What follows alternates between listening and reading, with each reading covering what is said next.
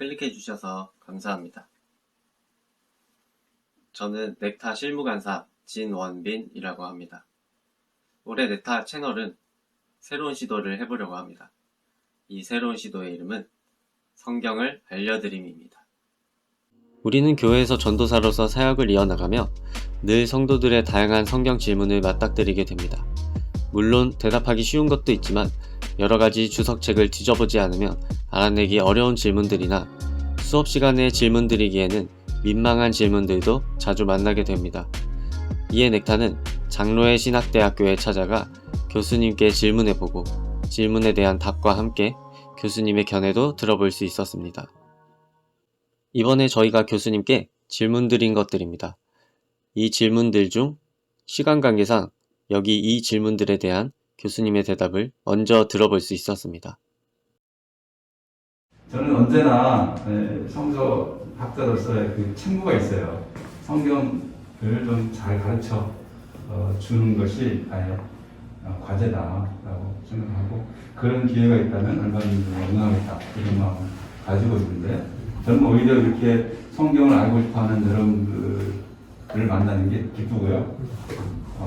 그런 사람들이 있다는 것이 저한테는 큰 도전이 되고, 그래서 행복해하고 기쁜 마음으로 이 자리에 오게 됐습니다. 박수 한번 이렇게 교수님이 그 질문 저희가 한 9개에서 10개 드렸는데 그 중에 제일 먼저 꼭 답해주고 싶다, 내가 이거는 다 하진 못할 것 같아서요, 이거는 하나 꼭 해주고 싶다라고 하시는 게 있으시면 그것부터 얘기 드리고 싶겠어요. 네. 저는 이제 순서대로 보니까 소금에 대한 질문 좋은 것 같아요.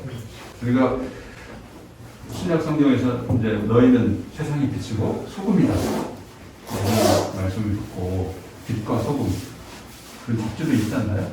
있어요. 또 영광교회, 광명교회 다 있어요. 빛과 소금교회, 소금과 빛교회 다 있는데 굉장히 중요한 메타포인데, 이제 그것에 대한 어떤 진지한 고민이 없었기도 했구나라는 생각을 했어요. 그러니까 빛에 대해서는 굉장히 많이 알죠. 빛은 그래도 소금에 비해서는 훨씬 많이 잘 알려진 것 같고, 근데 소금은 그에 비해서 조금 덜 알려진 것 같아서 좋은 질문이라고 생각을 했습니다. 사실 이게 예수님의 말씀이 굉장히 구약적인 배경을 가지고 있는데, 구약적인 배경에 대해서는 좀 잘 알려지지 않는 면이 있는 것이 아닌가 생각을 했어요. 자, 김전 사님 생각할 때 소금 하면 뭐가 떠올라요? 소금의 어떤 메타포. 짠 거. 짠 거. 바다. 그렇죠, 바다. 또 뭐가 있을까요? 소금의 기능. 부패를 방지하는. 부패 방지하는. 또 뭐가 있을까요? 간을 맞추는 거. 간 맞추는 거, 맛 내는 거. 귀신을 쫓아내요. 귀신을 못 쫓아내요. 기발하네. 전통적이네. 쾌거와 기계도 다 들려요. 그렇죠. 이렇게 재수없는 사람은 소금 뿌리라고 하잖아. 소금 뿌려라! 그래가지고. 오줌 쌌을 때. 그렇지, 이제. 그런 게 이제 우리 민간 신앙에도 있는 거죠. 소금이라는 게 뭔가 방지하는 역할. 그렇죠? 뭐, 애군을 제어한다든지 이런 그 기능을 한다고 생각하고 그런 거 아니에요. 그런 면에서 통하는 면이 있죠. 그런 것들을 한번 전제로 생각해 보면 좋을 것 같은데, 지금 누가복음 9장으로 질문하신 거죠? 네. 한번 봅시다. 사람마다 불로써 소금 취급함을 받으리라. 소금은 좋은 것인데 만일 소금이 그 맛을 잃으면 무엇으로 이를 짜게 하리요. 너희 속에 소금을 두고 살이 화목하라 하시니라. 자, 이건 사실은 이제 마가복음의 얘기고, 마태복음에는 뭐라고 되어 있나요? 요 비슷한 말씀. 소금이 그 맛을 잃으면 무엇으로 짜게 하리요. 이런 부분 나오지 않나요? 한번 거기다 한번 찾아봅시다. 5장 5장 13절이죠? 자, 우리 한번 읽어봅시다. 너희는 세상에 소금이 있는 소금이 많을 그 맛을 잃으며 무엇으로 짜게 하리요. 후에는 아무 쓸데없어 다만 밖에 버려져 사람에게 바뀔 뿐이니라. 그 기본적인 메시지는 통한다고 보죠. 똑같은 말씀은 아니지만 소금이다라고 했고, 맛을 잃으면 무엇으로 짜게 하려고. 그러니까 소금의 맛을 잃으면 짠맛을 내야 되는 기능을 못하는 거. 그래서 버려져서 버린다 얘기를 했고, 결국 이 두 개 보면 이제 우선 이 짠맛을 내야 되는데, 짠맛은 어떤 기능을 하는 거. 그러니까 여러분들 말한 대로 부패를 방지하잖아요. 그러니까 맛깔내기도 하고 부패를 방지하는 두 가지 의미가 있는 거죠. 싱거우면 사실 맛이 없잖아요. 이게 적당한 간은 필요한 거죠. 이게 맛을 맛깔내는 것, 또 한 가지는 부패를 방지하는. 이게 지금 두 가지 기능으로 볼 수 있죠. 자, 그런데 여기서 이제 49절, 50절 보면 사람마다 불로써 소금 지듯함을 받으시오. 이게 뭐냐? 48절, 47, 48절 한번 읽어주세요. 누가? 제가 볼까요? 네, 네. 만일 내 눈이 너를 범죄하게 하거든 빼버리라. 한 눈으로 하나님의 나라에 들어가는 것이 두 눈을 가지고 지옥에 던져지는 것보다 나으니라. 거기에서는 구더기도 죽지 않고 불도 꺼지지 아니하니라. 불이 계속 지옥불이 있는 거예요. 그 다음에 사람마다 불로써 소금 치듯함을 받으라. 야, 근데 불과 소금이 지금 같이 연결되죠? 뭐 고통을 주고 뭐 연단하고 뭐 이런 실현의 과정을 얘기하고 있는 거죠. 거기에 연결해서 50절 소금을 다시 이제 소금의 균형에 대해서 얘기를 하고 있단 말이죠. 그런데 마지막에 뭐라고 되어 있어요? 너희 속에 소금을 두고 서로 먹고. 이게 소금을 두고 이게 또 무슨 기능을 하기 때문에 소금을 두고 서로 먹으라고 하느냐, 이런 질문을 할 수가 있어. 자, 그러니까 우선은 소금의 이 간, 맛을 내게 하는 기능, 부패를 방지하는 그거, 그 다음에 뭔가 서로 화목하고 하게 하는 관계 속에서 기능할 수 있는 소금. 이런 차원들의 소금 이야기가 생각나게 만들잖아요. 이런 소금의 기능을 어디서 찾을 수 있고 또 그 구체적인 내용은 어떻게 알 수 있을까? 이런 질문을 할 수 있는데 저는 이제 이런 것들이 다 구약을 통해서 확인된다고 생각되거든요. 한번 찾아봅시다. 우선 왕하 2장 2장 20절 19절부터 22절까지 한번. 그 성읍 사람들이 엘리사에게 말하되 우리 주인께서 보시는 바와 같이 이 성읍에 위치는 좋으나 물이 나쁨으로 포산이 익지 못하고 떨어지나이다. 엘리사가 이르되 새 그릇에 소금을 담아 내게로 가져오라 하매 곧 가져온지라. 엘리사가 물 근원으로 나아가서 소금을 그 가운데에 던짐에 이르되 여호와의 말씀이 내가 이 물을 고쳤으니 이로부터 다시는 죽음이나 열매 맺지 못함이 없을지니라 하셨느니라 하니 그 물이 엘리사가 한 말과 같이 고쳐져서 오늘에 이르렀다. 자, 이때 소금은 어떤 기능을 하고 있어요?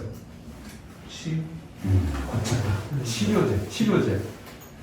물이 지금 나빠가지고 먹을 수 없는 상황이죠. 마치 마라의 순물처럼. 그때는 나무를 던졌지 여기서 소금을 던져가지고 물을 깨끗하게 하는 치료제 또는 정화제라고 할 수 있는 거죠. 지금 오늘날 의학적으로 또는 과학적으로 이것이 얼마나 증명될까는 미지수죠. 다만 이때는 이게 통했다는 거죠. 그렇죠? 그러니까 이것은 실제로 그것이 정확하게 어떻게 일어나는 것에 대한 증명은 쉽지 않지만 적어도 기적적인 사건으로서 치료제로 소금이 쓰일 수 있다는 것을 보여주는 거죠. 에스겔 16장 4절 한번 봅시다. 내가 난 것을 말하건대 내가 날 때 내 배꼽줄을 자르지 아니하였고 너를 물로 씻어 정결하게 하지 아니하였고 내게 소금을 뿌리지 아니하였고 너를 강보로 싸지도 아니하였나니. 여기서 신생아가 태어났을 때 뭘 하는가를 보여주죠. 그래서 배꼽 탯줄을 따르잖아요. 씻어야 되고 또 소금을 뿌린다. 지금 우리는 소금 뿌리진 않죠. 과거에는 그랬다는 거죠. 그것은 뭐예요? 정화제, 깨끗하게 하는 것. 이제 그런 기능을 하는 것이 소금이라는 것을 볼 수 있는 그런. 그죠? 그럼 이 당시에 소금이라는 게 귀한 거예요? 아니면 흔한 거예요? 귀한 거죠. 귀한 거예요. 그러면 소금이라는 것은 그래서 과거에 독일 말에 졸다트라는 말, 졸다트가 군인인데 솔저도 마찬가지예요. 거기에 들어있는 솔트. 군인들의 월급을 소금으로 줬다는 거 아니에요. 돈 대신, 화폐를 대신하는.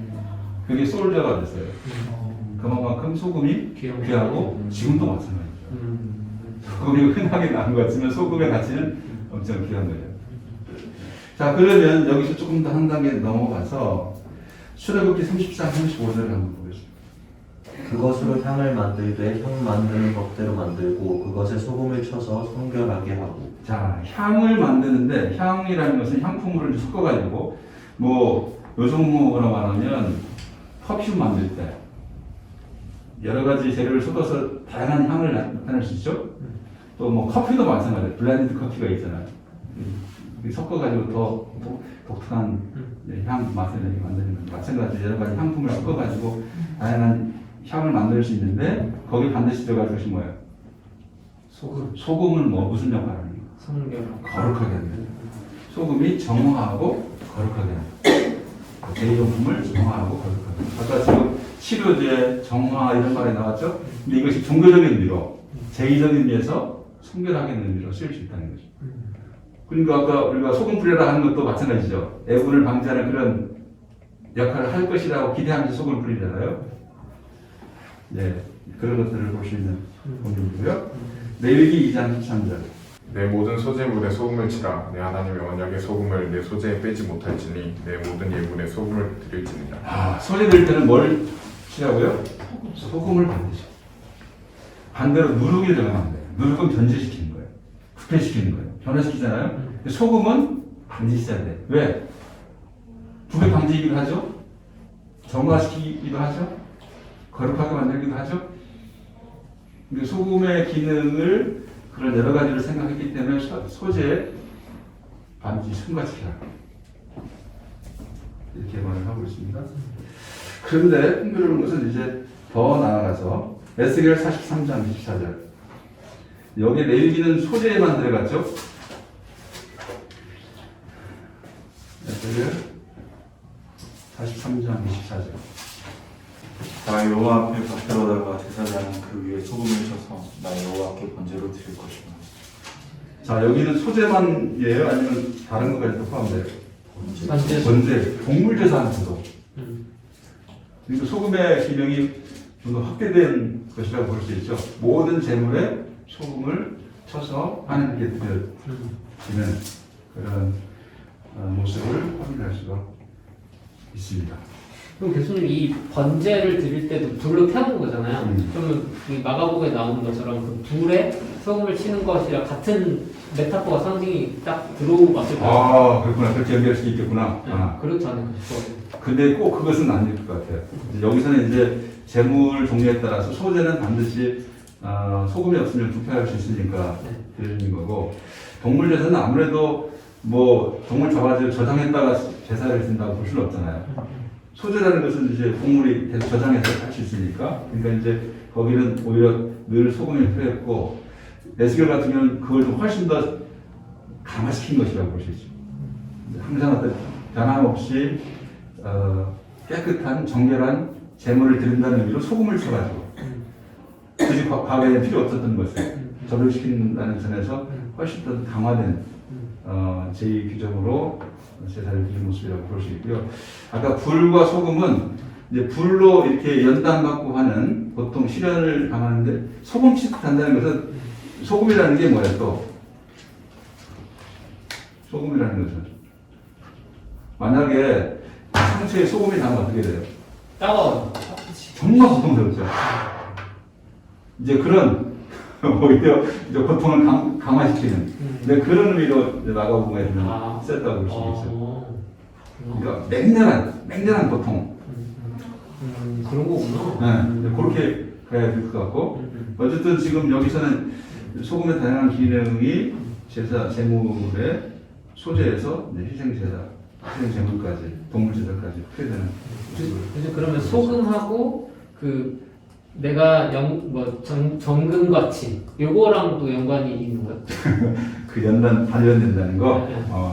꼭 그것은 아니고, 그때는 이제 재련 과정, 금속을 재련하는 과정에 빗대어서 이제 연단 하는 거고, 어쨌든 그때 소금 치듯은 이제 아까 같이 맹렬함을 좀 강조하는 표현으로 읽을 수 있을 것 같고, 여기는 소금이 가지고 있는 뭐 치료, 정화, 거룩 이런 기능을 하는 것을 이해하고 제물에 사용하고 있는. 네. 자, 요렇게 되는데 여기서 이제 더 중요한 맥락이 있죠. 민수기 18장 19절. 이런 소금의 기능을 전제로 나오는 본문이죠. 민수기 18장 19절. 읽을까요? 네, 이스라엘 자손이 여호와께 번제로 드리는 모든 성물은 내가 영구한 몫의 음식으로 너와 내 자녀에게 주노니 이는 여호와 앞에 너와 내 후손에게 영원한 소금 언약이니라. 소금 언약이라는 말이 나와요. 아까 소금과 화목하라 이런 말 나오잖아요. 소금 언약은 뭘까요? 어떤 안 변하는 거, 변하지 않는 거. 변함없는 언약을 소금 언약이에요. 그 영원한 언약이라고 할 수 있어요. 근데 그걸 훨씬 더 그 생생하게 느끼게 하기 소금 언약이라는 거예요.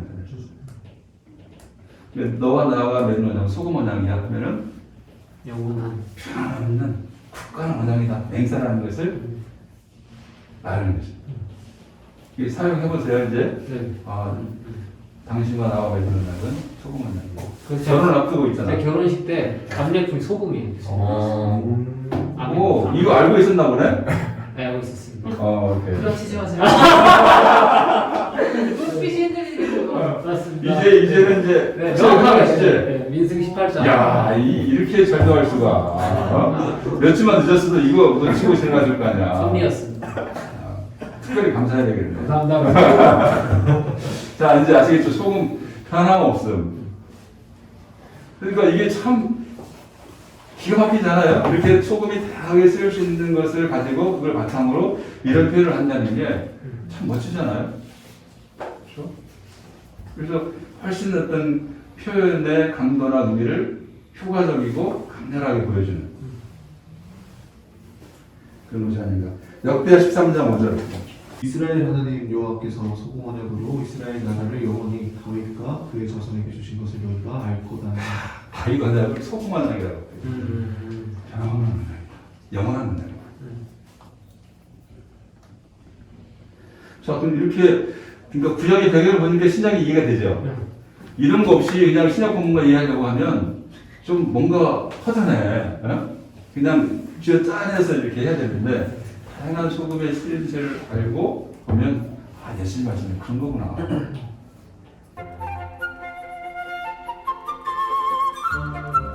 너무 좋습니다, 교수님. 음. 다음 질문.